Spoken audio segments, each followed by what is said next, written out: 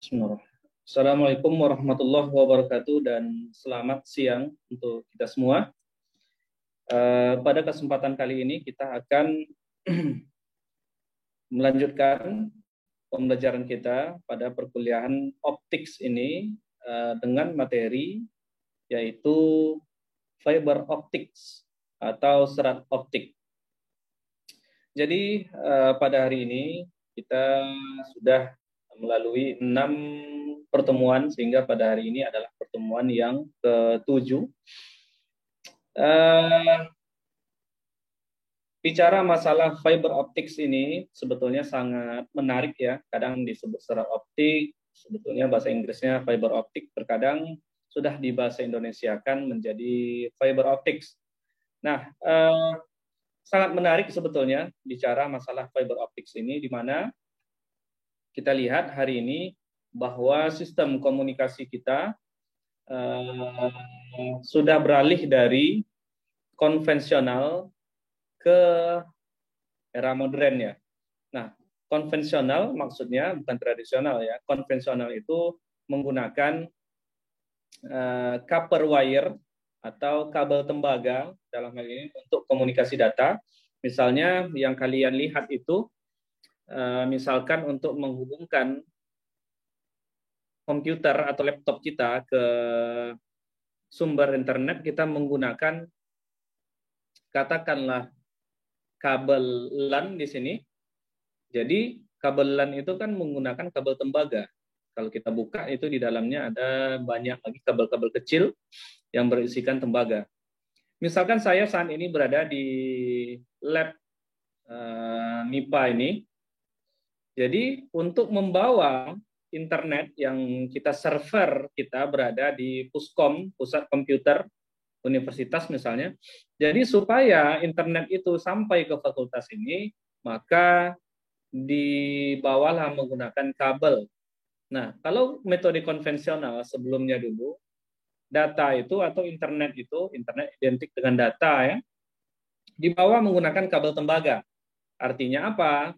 Artinya kabel tembaga itu baik melalui udara, dipasang menggunakan tiang, maupun digali di dalam tanah, diletakkan, dikubur dia. Sehingga dari Puskom server sampai ke labor MIPA ini, sehingga dari labor ini saya bisa mengakses internet menggunakan kabel. Jadi 2 dekade terakhir ini sistem komunikasi internet ini sudah bertransformasi. Jadi tidak lagi menggunakan kabel tembaga tadi yang kita kubur tadi atau yang kita pasang pada tiang tadi, melainkan sekarang bertransformasi ke arah fiber optics. Nah, apa yang membedakannya? Nah, sebelumnya kita bicara dulu nih. Fiber optics itu apa? Fiber optics itu ya sebuah kabel biasa, sama seperti kabel tembaga, tetapi yang pertama ukurannya jauh lebih kecil. Kalau kabel tembaga itu diameternya kadang ada 1,5 mili, ada 2,5 mili, dan ada 0,8 mili. Artinya orde kabel tembaga itu di dalam milimeter ya. Sedangkan kabel fiber optics, kemudian sebelumnya kabel tembaga membawa data itu dia memanfaatkan elektron di sana sebagai pembawa carrier. Artinya elektron otomatis sistem yang bekerja di sana adalah sistem elektronics. Nah, ingat ada listrik yang dialirkannya dalam membawa data. Sedangkan kabel fiber optics, yang pertama ukurannya dulu. Ukuran dari kabel fiber optics itu sendiri atau serat optics, mulai saat ini saya akan membahasakannya fiber optics saja. Fiber optics itu ukurannya jauh lebih kecil daripada kabel tembaga. Kabel yang biasa kita pakai itu. Di mana kabel fiber optics itu ukurannya biasanya dalam ukuran mikrometer. Nah, tipikal ukurannya kabel fiber optics itu diameternya sekitar 250 mikrometer. Atau lebih tepatnya seperempat mili ya, seperempat mili. Jadi sangat kecil ya, sangat kecil, 250 mikrometer ya. Jadi jauh lebih kecil dibandingkan dengan kabel kabel tembaga yang kita pakai sehari-hari. Lalu itu ukurannya. Yang kedua, bagaimana dengan sistem kerjanya? Jadi sistem kerjanya adalah dia tidak menggunakan elektron sebagai pembawa data, melainkan dia memanfaatkan foton sebagai karir atau sebagai pembawa. Nah, dalam hal ini sistemnya yang bekerja adalah sistem, karena yang membawa adalah foton, kita sebut sebagai photonics. Nah, jadi itu beda antara electronics dan photonics. Perbedaannya adalah pada sistemnya. Kalau elektronik sistemnya memanipulasi atau memanfaatkan elektron, kalau photonics memanfaatkan foton sebagai pembawa. Itu yang kedua sistemnya. Yang pertama ukuran, yang kedua sistem. Dan yang ketiga, tadi dia ada aliran listrik. Kalau sekarang otomatis tidak ada aliran listrik karena tidak ada elektron yang mengalir, melainkan yang mengalir itu adalah foton, yaitu perambatan cahaya. Artinya kabel fiber optics merambatkan cahaya dalam komunikasi data, sehingga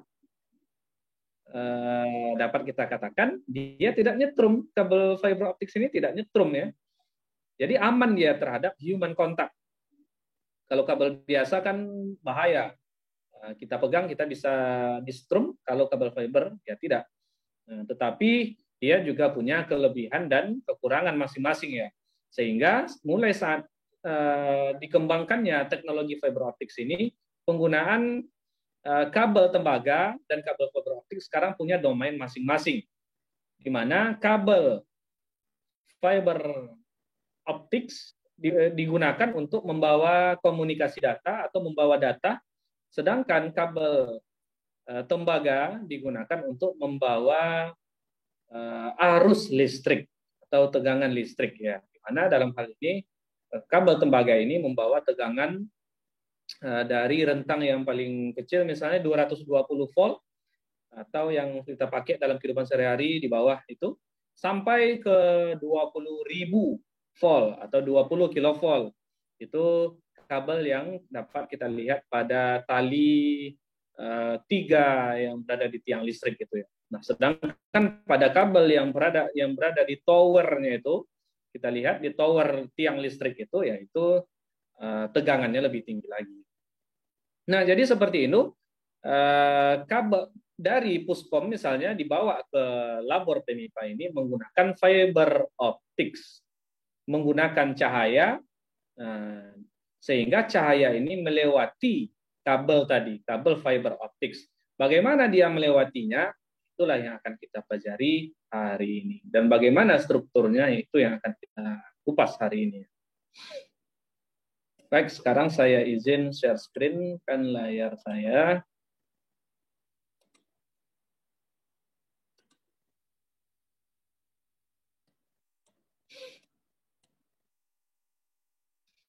Nah, baik. Kita mulai dari, jadi fiber optics itu sudah dimulai dari generasi pertama, yaitu sekitar 1970 ya. Di mana pada sistem ini masih berbentuk sangat sederhana dan menjadi dasar bagi sistem generasi berikutnya. Nah, jadi generasi pertama itu apa-apa saja. Jadi komponen komunikasi optik itu yang pertama terdiri atas encoding, yaitu mengubah input, misalnya suara menjadi listrik. Nah, ingat, menjadi listrik dulu. Kemudian transmitter mengubah sinyal listrik yang dirubah dari suara tadi, suara dirubah ke listrik. Lalu dari listrik itu dirubah menjadi gelombang cahaya termodulasi, yaitu menggunakan LED, light emitting diode, dengan panjang gelombang 0,87 mikron. Kemudian ada serat silika sebagai pengantar gelombang cahaya. Nah, dalam hal ini serat silikanya adalah cikal bakal munculnya fiber optics ya. Kemudian ada repeater. Nah, repeater ini gunanya untuk penguat gelombang cahaya. Kalau listrik, kalau tegangan listrik, biasa kita perkuat menggunakan amplifier ya, di mana komponen amplifier itu sendiri terdiri atas ada trafonya, ada transistornya, dan lain-lainnya. Sedangkan cahaya ketika dia merambat dari suatu sumber ke penerima juga perlu diperkuat. Kenapa? Karena nanti di perjalanan gelombang cahaya ini akan melemah. Kenapa? Karena ada banyak serapan atau penyerapan oleh material fiber optics itu sendiri. Sehingga perlu diperkuat lagi menggunakan apa? Menggunakan repeater, penguat gelombang cahaya. Nah, kemudian ada penerima, receiver, mengubah gelombang. Jadi tadi kan suara dirubah ke listrik, kemudian dari listrik dirubah ke gelombang cahaya, lalu dirambatkan dalam fiber optik, dalam serat silika, kemudian diperkuat sinyalnya, lalu diterima. Saat diterima ini, dirubah lagi. Gelombang cahaya tadi baru dirubah lagi menjadi sinyal listrik. Nah, dirubah lagi menjadi sinyal listrik. Lalu, barulah sinyal listrik itu diproses lagi menjadi suara. Jadi, suara tadi yang dikirim dari Puskom, sekarang saya terima suara lagi di lab PMIPA saya. Misalnya. Ini adalah sistem kompensasi. Sistem awal yaitu 1970 ya. Sistem cikal bakal fiber optik. Nah, kemudian pada tahun 1978 dapat mencapai kapasitas transmisi 10 GB kilometer per second. Nah, jadi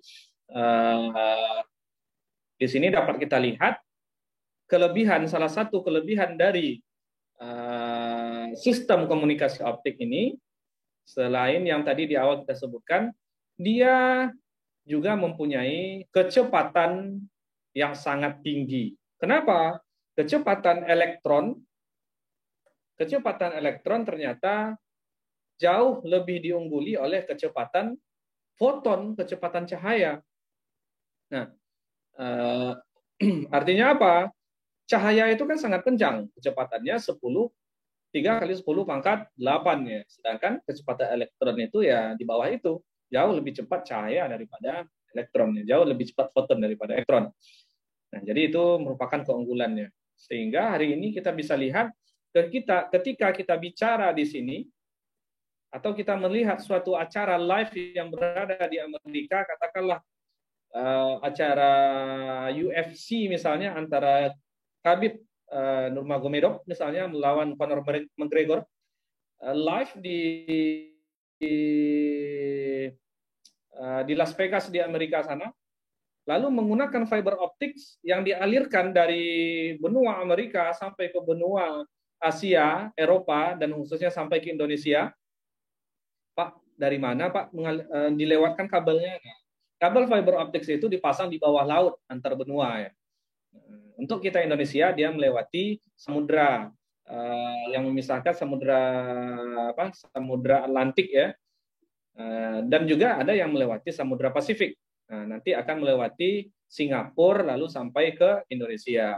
Sehingga kecepatan cahaya yang 3 kali 10 pangkat 8 itu ya tidak berarti kita tidak akan melihat delay antara acara live yang berada di Las Vegas sana dengan yang kita lihat di handphone kita. Misalnya kita melihat streaming misalnya. Mungkin ada delay tetapi delay-nya tidak akan terlalu lama. Tidaklah sampai setengah jam, 1 jam seperti itu. Jadi ini generasi 1970-an. Lalu ada generasi kedua, ini generasi tahun 81, yaitu untuk mengurangi efek dispersi, ukuran inti serat diperkecil. Nah, jadi nanti akan kita lihat ternyata serat itu ada strukturnya, ada intinya, dan ada kulitnya. Nah, kemudian ada indeks bias kulit dibuat sedekat-dekatnya dengan indeks bias inti. Menggunakan dioda laser, panjang gelombangnya dipancarkan 1,3 mikrometer. Kalau tadi di awal kan bukan 1,3 ya. Kemudian kapasitas transmisi menjadi 100 GB kilometer per second. Jadi luar biasa perkembangannya dalam 10 tahun sudah tercapai seperti ini ya. Nah, kemudian pada generasi ketiga, ini mulai tahun 82 ke atas, generasi ketiga, ternyata panjang gelombang operasinya tidak hanya 1,3 mikrometer lagi, melainkan muncul panjang gelombang yang kedua yaitu 1,55 mikrometer. Artinya pada generasi ketiga ini sudah punya dua panjang gelombang yang dapat beroperasi pada sistem komunikasi fiber optik.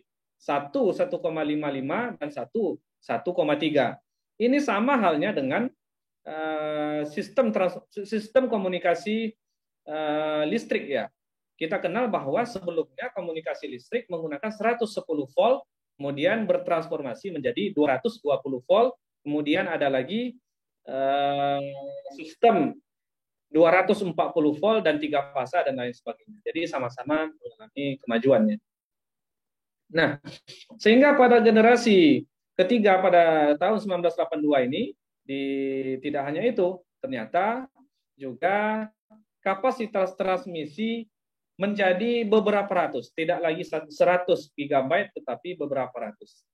Ingat, pada generasi ketiga masih ordernya dalam ratusan gigabyte per second. Nah, kemudian ini ada generasi keempat. Generasi keempat itu ya sekitar tahun 1984, kapasitasnya sudah dapat menyamai kapasitas sistem deteksi langsung modulasi intensitas. Artinya seolah-olah kecepatan kapasitasnya sudah sangat tinggi ya. Terhambat pengembangannya karena teknologi berarti sumber dan deteksi modulasi frekuensi masih jauh tertinggal. Artinya apa? Fiber optiknya, serat optiknya, kabelnya sudah canggih, tetapi transmitter, pemancar, dan receiver, penerima, teknologinya masih tertinggal. Jadi nanti kita akan lihat kemajuannya lagi. Sehingga pada generasi kelima, mulai tahun 1989, barulah dikembangkan suatu penguat optik yang mengganti fungsi repeater. Nah, ini kita sebut sebagai EDFA. Nah, ingat, pada generasi kelima, dikembangkan penguat yang dulunya menggunakan repeater. Repeater itu penguat sinyal yang lemah. Sekarang ditemukan suatu penguat lain yang menggantikannya. Apa itu? Yaitu EDFA. E, erbium. D, doping, ya. E, erbium. D, dop. Kemudian F, fiber. EDFA, A-nya adalah amplifier. Erbium dop fiber amplifier, EDFA. Nah, ini sangat penting. Sehingga pada awal perkembangannya kapasitas transmisi hanya menjadi 400, sekarang pada generasi kelima ini menjadi tembus 50.000 GB per second. Jadi luar biasa. Jadi peran daripada erbium dop fiber amplifier atau EDFA ini ternyata dapat membuat suatu gebrakan yang luar biasa sehingga tercapai perubahan 400 GB sampai ke 50.000 GB kilometer per second. Nah, generasi ke-6, pada generasi ini di sini muncul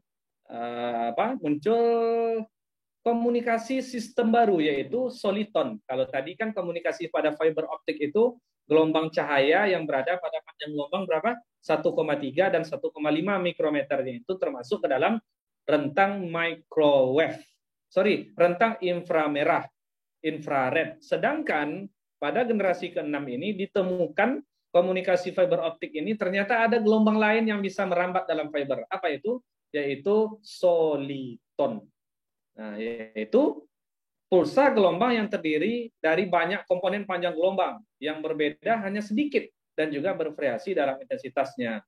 Di mana panjang soliton ini hanya 10⁻⁻12 detik. Jadi sangat kompleks dia ya.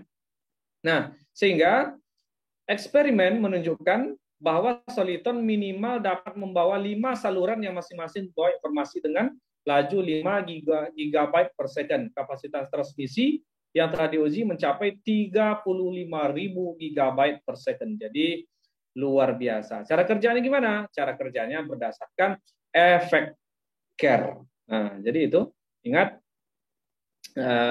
Soliton ini dia dapat membawa 5 saluran data sekaligus dengan laju 5 GB per second dan menggunakan prinsip kerja efek sehingga manfaat yang paling menonjol dari Soliton ini adalah digunakan sehingga hingga saat ini sebagai komunikasi optik untuk sektor intelijen. Kenapa? Karena jika menggunakan komunikasi fiber optik cahaya biasa pada rentang 110 dan pada rentang 1,3 dan 1,55 mikrometer itu nanti mudah dihack oleh orang lain.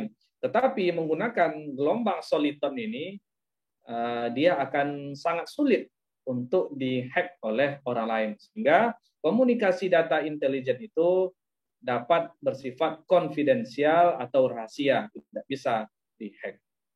Nah, jadi itu bedanya ya, soliton dengan gelombang biasa pada fiber optik, yaitu gelombang inframerah pada rentang panjang gelombang 1,3 mikrometer dan 1,55 mikrometer. Jadi harus jelas. Nah, jadi itu pengenalan dan sejarah fiber optics. Sekarang kita lihat struktur geometrinya seperti apa. Jadi struktur geometri dari fiber optik, jadi tadi kan sudah saya sampaikan bahwa diameter fiber optik itu sangat kecil, yaitu sekitar 250 mikrometer. 250 mikrometer. Nah, ketahui bahwa 250 mikrometer itu adalah diameter cladding. Cladding ini adalah kulit. Jadi di sini saya jelaskan fiber optik itu apabila kita belah, tapi kita tidak bisa membelahnya. Kenapa? Karena dia terbuat dari kaca. Jadi fiber optik itu dia terbuat dari kaca silika yang mempunyai indeks bias tertentu. Tetapi dia terdiri atas 2 bagian, ada core dan ada cladding. Core ini adalah inti dan cladding ini adalah kulit yang melapisi inti. Nah, tipikalnya core ini atau inti ini indeks biasnya sedikit lebih rendah daripada cladding ya. Tetapi kadang ada juga yang claddingnya lebih tinggi untuk sistem lainnya. Nah, kenapa? Supaya cahaya dapat merambat di dalam fiber optik ini. Sedangkan lapisan yang terakhir ini, lapisan coating atau buffer ini kita sebut sebagai jaket pelindung. Cladding kan kaca, core kan kaca. Sehingga supaya fiber optik ini tidak rusak dalam pemasangan, kan kadang kabel itu kita bengkok-bengkokkan. Kalau kaca kita bengkokkan kan patah dia. Nah, untuk menjaganya, maka dibuatlah coatingnya atau jaket. Jadi jaket ini untuk melindungi struktur core dan cladding dari kerusakan. Jadi fungsinya itu. Sehingga biasanya diameter coating atau buffer ini ya sudah cukup besar, dalam orde sekitar 0,5 milimeter. 0,5 mili, tapi masih kecil dibandingkan kabel tembaga biasa. Nah, jadi itu kita akan lanjutkan di part kedua untuk membahas lebih jauh lagi bagaimana struktur geometri dari core, cladding, bagaimana indeks biasnya, seperti apa prinsip propagasi cahaya di dalam core dan cladding ini kita akan lanjutkan di part kedua.